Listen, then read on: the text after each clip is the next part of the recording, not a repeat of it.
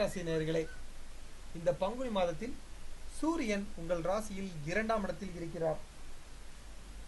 பேச்சில் அதிகாரம் அதிகரிக்கும்.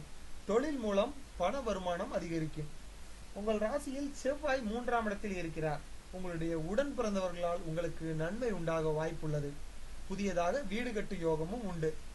புதன் 2ஆம் இடத்தில் இருக்கிறார். பேசியே காரியம் சாதித்துக் கொள்வீர்கள்.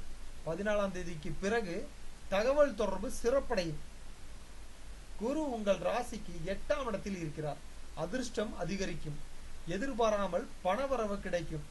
சுக்கிரன் 2ஆம் இடத்தில் இருக்கிறார். ஆகவே புதிய நகைகள் வாங்குவீர்கள். குடும்பத்தில் சந்தோஷம் அதிகரிக்கும். உங்கள் ராசிநாதன் சனி உங்கள் ராசிக்கு 11ஆம் இடத்தில் இருக்கிறார். எல்லாவற்றிலும் வெற்றி கிடைக்கும்.